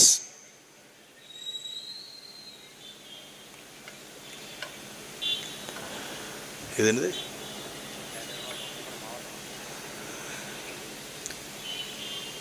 அப்போ நாங்க தோற்றுக்கொண்டே இருக்கிறோம், இவங்க ஜெயிக்கவே இல்லை, நாம் நமக்கு எல்லாம் வெல்லுமா என்ற கேள்வியை எல்லோரும் எழுப்புறாங்க. இந்த உலகத்தின் பெரும்பான்மை என்கிற தத்துவத்தை வீழ்த்தியது எல்லாமே சிறுபான்மை தான். காங்கிரஸ் என்கிற கட்சியை வீழ்த்த முடியுமா என்று நினைத்திருந்தால் திமுக என்கிற கட்சி உருவாயிருக்காது. காங்கிரஸை திமுக வீழ்த்துவது சாத்தியம் என்றால் அந்த திமுகவையும் அந்த அதிமுகவையும் இப்ப வந்திருக்கிற தாவேக்காவையும் சேர்த்து நாம் தமிழர் கட்சி வீழ்த்துவது சாத்தியம். ஒரு கொள்கை இன்னொரு கொள்கையை தான் மோத முடியும், ஒரு கூமுட்டை கூட மோத முடியாது. எங்களுக்கு விஜய் என்பது யாரு? என்டர்டைன்மெண்ட், ஒரு பொலிட்டிக்கல் காமெடி. அவர் வருவாராம், ஒரு 40 விழுக்காடு ஓட்டு அவருக்கு வாங்குவாராம், அவர் சிஎம் ஆயிடுவாராம். சார் ஆயிட்டீங்க, சிஎம் ஆயிட்டீங்க, ஐயா ஆயிட்டீங்க, எசமா பண்ணையூர் பண்ணையாரு ஆன உடனே என்ன பண்ணுவீங்க? உங்க கட்சியில ஆன உடனே கற்பனை பண்ணி பாருங்களேன், கற்பனை பண்ணி பாருங்க. விஜய் முதலமைச்சர், பொதுப்பணித்துறை அமைச்சர் புஷி ஆனந்த், விளையாட்டுத்துறை அமைச்சர் லெப்ட் பாண்டி, கல்வித்துறை அமைச்சர் லயலா மணி, அப்புறம் நெடுஞ்சாலைத்துறை அமைச்சர் நாஞ்சில் சம்பத்து. டேய், கற்பனை பண்ணி பார்க்கறதுக்கே கன்றாவியா இருக்குடா. எப்படி இருக்கும் பாருங்க சட்டசபை அமைச்சர்கள் எப்படி இருக்கும் பாருங்க. என் தலைவன் 2 பொண்டாட்டி கட்டுவான், 4 பொண்டாட்டி கட்டுவான், உனக்கு நம்பர் நாஞ்சில் சம்பத்து. கொடுமை கொடுமை. இதுகெல்லாம் நாட்டை ஆண்டு கனவு காணுது பாருங்க. ஏன்னா தமிழர்கள் முட்டாள்கள், தமிழர்கள் இளிச்சவாயன்கள், தமிழர்கள் சினிமாக்காரனுக்கு ஓட்டு போட்டுவான்னு நம்பிக்கிட்டு இருக்கான். இல்லை, இதே தமிழர்கள் தான் காமராஜர் என்கிற நேர்மையாளனை முதலமைச்சராக்கியவர்கள். இதே தமிழர்கள் தான் தொகுதிக்கு போகாமலே தெய்வ திருமகனார் முத்துராமலிங்க தேவரை ஜெயிக்க வைத்ததும் இதே தமிழர்கள் தான். நல்லகண்ணுவை தோக்கடித்ததும் இதே தமிழர்கள் தான். ஆனால் நிறைய நல்லவர்களை ஜெயிக்க வச்சதும் இதே தமிழர்கள் தான். அப்படி காமராஜரை, முத்துராமலிங்க தேவரை, ஜீவானந்தத்தை, சிங்கார வேலரை, கக்கனை சட்டசபைக்கு அனுப்பிய இந்த தமிழர்கள் காமராஜர் வாரிசுகளையும் சட்டசபைக்கு அனுப்புவார்கள் என்ற நம்பிக்கையில நாங்க நிக்கிறோம். சாத்தியமா இதுக்கு என்ற கேள்வியில தேவையா தேவையில்லையா? நாங்க எதையுமே சாத்தியத்தை தான் பேசுவோம். நான் வந்து அசாத்தியத்தை பேச மாட்டோம், நாங்கள் சாத்தியத்தை பேச மாட்டோம், அசாத்தியத்தை மட்டும்தான் பேசுவோம். இது அசாத்தியம். ஆமாம், கல்வி எல்லோருக்கும் இலவசமாக கொடுப்பது அசாத்தியம். அந்த சாத்தியத்தை சாத்தியப்படுத்துவன் பிரபாகரன் பிள்ளைகளுடைய வேலை. உலகத்தில் ரன்வே இருக்கு பாருங்க, ரன்வே ஓடுதளம். ஓடுதளம் இல்லாமல் விமானத்தை இறக்க முடியுமா? ரன்வே இல்லாமல் விமானத்தை இறக்க முடியாது. ஹெலிகாப்டர் இறக்கலாம், எங்க வேணாலும் இறக்கலாம், மொட்டை மாடில கூட இறக்கலாம். ஆனால் விமானத்தை இறக்க முடியாது. ஏன்னா வீல் இருக்கும், போய் ஃபயர் ஆகும். உலகத்திலேயே ஓடுபாதை இல்லாம விமானத்தை இறக்கிய ஒரே இயக்கம் எங்கள் தலைவன் பிரபாகரனுடைய பேர் இயக்கம் மட்டும்தான். சாத்தியமா? சாத்தியம் தேவை, அந்த இடத்துல இறக்கணும், இறக்கினாரு. சின்ன பெண்ணு அங்கே கண்ணி, மிகப்பெரிய ஒரு கப்பல், ஒத்த மனுஷியா போய் சிங்கள கடற்படை கப்பலை வெடித்து சிதறுவது சாத்தியமா? 7 மணி நேரம் தண்ணிக்குள்ளே உட்கார்ந்து மூச்சை பிடிச்சு ஒரு 23 வயசு பொம்பளை பிள்ளை, ஒத்த மனுஷி, ஒரு ஒல்லி உடம்புக்காரி போய் சிங்கள கடற்படையை தாக்குவது சாத்தியம். ராஜீவ் காந்தி அனுப்பிய அமைதிப்படை, பேரட்படை, இந்திய பேரரசு. ஆஃப்டர் ஆல் ஒரு 500 பாய்ஸ் சொன்னாங்க. After all 500 boys. ஒரு சிகரெட் குடிக்கிற நேரத்தில் நான் வந்து ஈழத்தை அழிச்சிருவேன். ஆஃப்டர் ஆல் 500 பாய்ஸ்னு சொன்ன அந்த படை தான் இந்தியாவின் அமைதிப்படையை துண்டக்கானும், துணியக்கானும், தொப்பியக்கானும், துப்பாக்கியக்கானும் என்று ஓட விட்டு அடிச்சது. சாத்தியமா? சாத்தியம் இல்லையா? அசாத்தியம். சாத்தியப்படுத்தினார்கள். வெள்ளக்கார இந்த மண்ணுக்கு வருகிற பொழுது எல்லாரும் வரிகட்டி ஐயா எசமா தோற அப்படின்னு கை கட்டினா. வெள்ளக்காரனை ஏத்து துப்பாக்கி வச்சுக்கிறான், பீரங்கி வச்சுக்கிறான், குண்டுமலை பொழிவான். ஆனா வெள்ளக்காரனுடைய துப்பாக்கியை பார்த்தோன்னே நம்ம ஊர் பொம்பளைங்க என்ன தெரியுமா கேட்டிருக்காங்க? என்னடி இது கலிகன்ற ஆப்ப மாதிரி இருக்கு, இந்த கலிகன்ற ஆப்பை வச்சு என்னடி கலிகன்ற, இங்க ஒரு கலிகின்ற ஆப்ப இருக்கு பாருங்க, பெரிய மட்டை மாதிரி இருக்கும். கலிகின்ற ஆப்பையை வச்சு என்னடி பண்ணுவான் இவன்? கலிகின்ற ஆப்பையை தூக்கிட்டு வரும்போது நம்ம ஆளுக்கு வளரைய விட்டுற மாட்டாங்களா அப்படின்னு கேட்டிருக்காங்க. அப்படி அவன் துப்பாக்கி தூக்கிட்டு வரும்பொழுது வளரிய தூக்கி வீசி அவன் வலது கழுத்த அறுத்த மருதுபாண்டியுடைய வாரிசு நாம. வெள்ளக்காரன் வழுதும்போது 13 முறை அவனை திருப்பிடிச்ச புலித்தேவனுடைய பரம்பரையில் பிறந்த நாம. வெள்ளக்காரனுடைய இழந்த நிலத்தை போராடி 8 ஆண்டுகள் பதுங்கி இருந்து மீட்டெடுத்த திப்பு சுல்தான் ஹைதருடைய உதவியோடு மீட்டெடுத்த வேலுநாச்சியார் பரம்பரையில் வந்த நாம. எல்லாவற்றையும் சாத்தியப்படுத்தக்கூடிய திறன், ஆற்றல், திமிரு, துணிச்சல், பெருமை எல்லாம் நமக்கு இருக்கு. என்ன இல்ல? மக்களுடைய அங்கீகாரம் இல்லை. ஓட்டுக்கு பணத்தை கொடுத்தாதான் ஓட்டு போடுவான், கோட்டரும் கோழி பிரியாணியும் கொடுத்தாதான் ஓட்டு போடுவான் என்ற இடத்துல கும்பகோணத்தில் இந்த வியாழக்கிழமையில ஒரு வேலை நாள்ல, அதுவும் விடுமுறை நாள்ல, இந்த நாள்ல ஓட்டுக்கு பணத்தை கொடுக்காம ஒரு கூட்டத்தை இப்படி கூட்ட முடியுமா? ஏன் கூடியிருக்கிற யார்? சாதியா? தேவராக, சௌராஷ்டிரவாக, தேவேந்திராக, ஆசாரியாக, செட்டியாக, பிள்ளையாக, செங்குந்தராக, செங்குந்த முதலியாராக கூடியிருக்காங்களா? இல்லை யாரா கூடியிருக்கிறான்? கூடியிருக்க அத்தனை பேரும் தமிழன் என்ற திமிரோடும் கூடியிருக்கிறான். ஓட்டுக்கு பணத்தை கொடுத்தா திமுக ஓட்ட வாங்குச்சு, ஓட்டுக்கு பணத்தை கொடுத்தா அதிமுக ஓட்ட வாங்குச்சு, ஓட்டுக்கு பணத்தை கொடுத்தா காங்கிரஸ் பிஜேபி ஓட்ட வாங்குச்சு. அந்த தேர்தலில் மோடியா ராகுல் காந்தியா என்கிற போட்டியில மோடி வரப்போறாரா ராகுல் வரப்போறா பிரதமரை தேர்ந்தெடுக்கிற தேர்தலை அன்பிற்குரிய மக்களே, சக்கரவாணி கோவில் சத்தியமாக சொல்கிறேன், மோடியும் ராகுலும் நிற்கிற தேர்தலில் 36 லட்சம் பேர் சீமானுக்கு ஓட்டு போட்டா பாருங்க. அவன் மான தமிழன், அவன் தான் உண்மையான ராஜராஜ சோழ ராஜேந்திர சோழனுடைய நேரடி வாரிசு.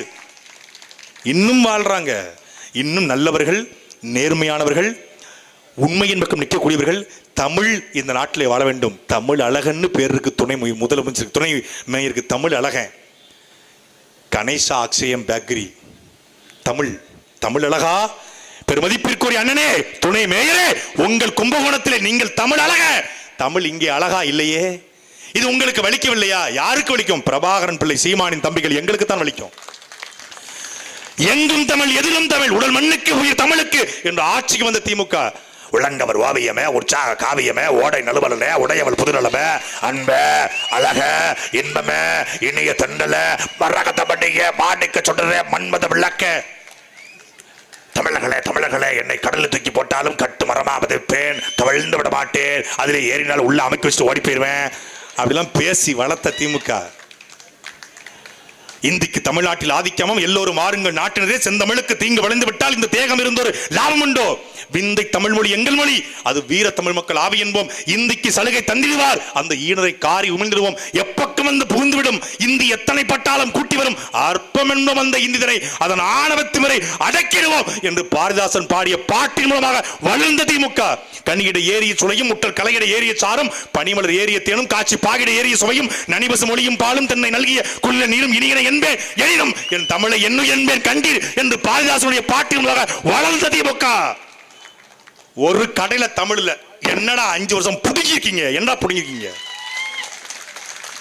நாங்க வர்றோம் மும்மொழி கொள்கை என்பது மோசடி கொள்கை இருமொழி கொள்கை என்பது ஏமாற்று கொள்கை உலகத்தில் வாழக்கூடிய ஒவ்வொரு தேசியத்துக்கும் அவரவர் தாய்மொழியே மொழி கொள்கை எங்கள் தாய்மொழி பண்பாட்டு மொழியாக பயன்பாட்டு மொழியாக வழிபாட்டு மொழியாக வழக்காடு மொழியாக எல்லாவற்றிலும் தமிழ் எங்கும் தமிழ் எதிரும் தமிழ் எங்களுடைய கொள்கை நாம இங்கிலீஷ் தெரியலனா கவலைப்பட வேண்டிய தேவையில்லை அடுத்தவன் மொழி என்பது அறிவு அல்ல எப்படி வெள்ளை என்பது அழகல்லையோ ஆங்கிலம் என்பது அறிவல்ல கல்வி மருத்துவம் பொறியியல் கல்வி விவசாயம் எல்லாவற்றையுமே தமிழிலே பாடத்திட்டமாக கொடுப்போம் என்பது நாம் நமக்கு சொல்லிய தேர்தல் வாக்குறுதி எங்க அப்பத்தாக்கு ஊசி போட எங்க அண்ணன் தம்பிக்கு மருத்துவம் பார்க்க எங்க வீட்டில் வீடு கட்ட நான் போய் ஒரு ஆட்டோமொபைல் நிறுத்த தொடங்க நான் எதுக்கு ஆங்கிலம் படிக்கணும் நான் எதுக்கு படிக்கணும் ட்ரம்ப் கிட்ட பேசிட்டு இருக்காப்ல அவசரமா டொனால்டு ட்ரம்ப் டக்குன்னு இப்போ ஈரானில் போர் நிறுத்தணுமா வேண்டாமனு பேசிட்டு இருக்காப்ல கூட்டம் நடந்துகிட்டு இருக்கு இப்போ இங்க குண்டு போட்டுறாதே ஈரானில் போடுங்கன்னு பேசிட்டு இருக்காப்ல அப்படிதான் பேசணும் பேசி ட்ரம்ப் சொல்லி போற நிப்பாட்டுங்க என்ன சமாதான தூதுகள் நிறைய இருப்பாங்க இங்க ஒரு கூட்டம் நடக்கும்போது சொல்லுங்க என்ன ட்ரம்ப் இப்போ போடாதீங்க துறைமுருகன் ஆவேசமா பேசிட்டு இருக்கான் போன பிறகு போடுங்க அப்பா நம்ம கவனத்தை சிதைத்து போடுறது திருப்பி இங்கிட்டு அப்படி ஒரு மொழியை ஒரு கட்சி தலைவன் மேடைகளிலே உணர்வு பூர்வமாக உள்ளபூர்வமாக அழகாக அமிர்தமாக பேசுகிறான் என்றால் அது எங்களுடைய அண்ணன் செந்தமிழன் சீமான் தான் பெருமதிப்பிற்குரிய SRM கல்லூரிய வேந்தர் எங்களுடைய ஐயா பாரிவேந்தர் பச்சமுத்தவர்கள் ஒரு மேடையில் சொல்கிறார் எதற்காக சீமானை மற்றும் SRM கல்லூரிக்கு தொடர்ச்சியாக கூப்பிடுகிறீர்கள் சீமான் மட்டும்தான் தமிழ் பேசுகிறார் அதனால் கூப்பிடுகிறேன் அழைக்கிறார் அவர் தமிழை பேச வேண்டும் அதற்கு 1000 தடைகள் வந்தாலும் சீமானை பேச வைப்பேங்கிறார் எங்க அண்ணன் கல்லூரியிலே பேச தடை அதையும் மீறி ஒவ்வொரு இடத்திலும் சும்மா பார்க்கும்போது மேடையில் தமிழ் பேசிட்டு உட்காரும் போது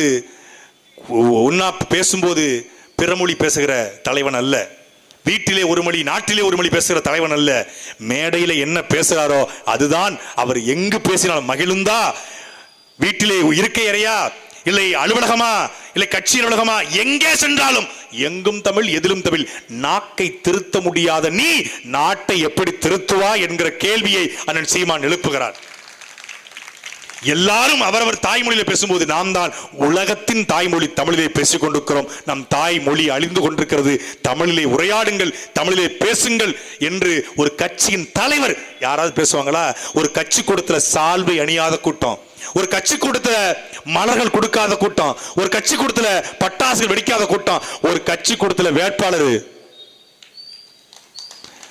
நீங்க திமுக அதிமுக பாருங்க இந்த பக்கம் வேட்பாளர் இருப்பாரு 1.5 மணி நேரம் எப்படா முடிப்ப எப்ப முடிப்ப அறுத்து தள்ளிக்கிட்டு இருக்கே எப்ப முடிப்ப அப்படின்னு மனசுக்குள்ள ஓடிக்கிட்டு இருக்கோம் கும்பிட்டுக்கிட்டே இருப்பாங்க அதுவும் பாத்தீங்கன்னா ஒரு ஜீப்ல வருவாங்க ஜீப்ல துண்டை கட்டி இப்படி இடுப்பிக்குவாங்க ஒரு துண்டை கட்டி ஏன்னா விழுந்துடக்கூடாதான் பிள்ளை அப்படியே நிப்பாட்டிருப்பாங்க ஏன் இப்ப கும்பிடுறான் 5 வருஷம் அவனை நாம கும்பிடணும் அதுக்கு தான் அட்வான்ஸ் புக்கிங்ல கும்பிட்டு இருக்குதுங்க களவாணி படத்து ஒரு பாட்டு வரும் காரு போட்டு ஓடி வந்து கையெடுத்து சலாம் போட்டு அக்கா அழுந்தங்கச்சின்னு அவசரமா வரவ சொல்லி ஓட்டு கெட்டு வந்தாங்களே சின்னாத்தா இப்ப ஒருத்தரையும் காணுவடி என்னாத்தா தாலிக்கு தங்கந்தாரேன் தாலிக்க வெங்காயம் தாரேன் கூலிக்கு வேலை தாரேன் கூப்பிட்டாக்க ஓடியாரேன் ஓட்டு கெட்டு வந்தாங்களே சின்னாத்தா இப்ப ஒருத்தரையும் காணுமடி என்னாத்தா ஏழை எளியவங்க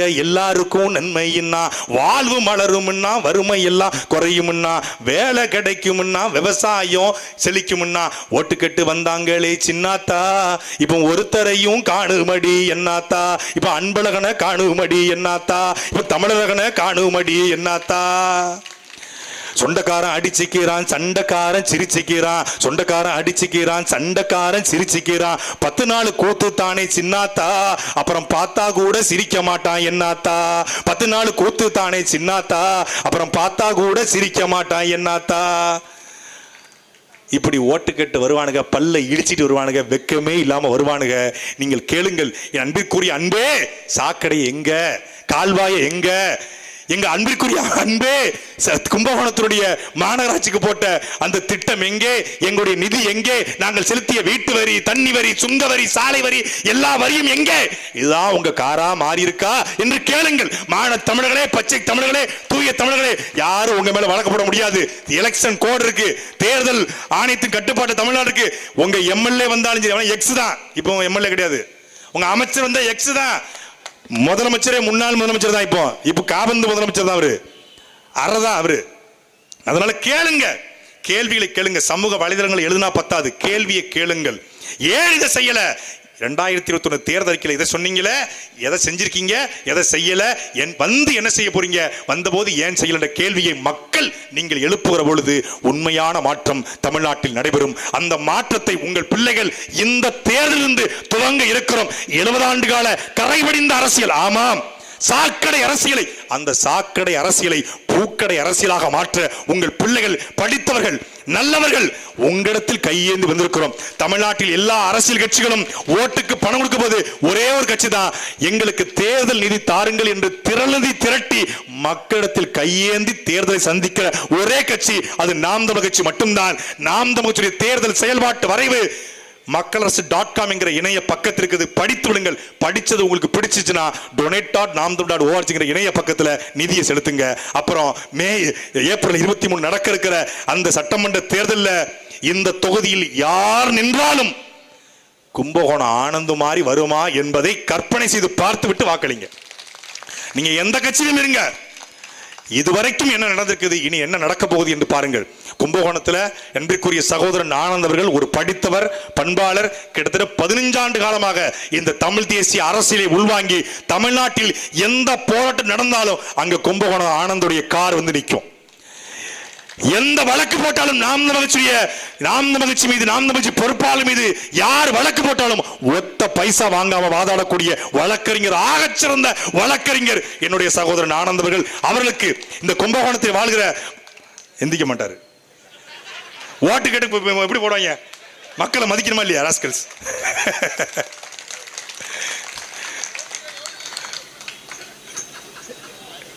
உண்மைதான். ஏன்னா உங்களுக்கு சேவை பண்ண வந்திருக்காரு, நீங்க தானங்க அவரை கும்பிடணும். உங்களுக்கு சேவை பண்ண வந்திருக்காரு.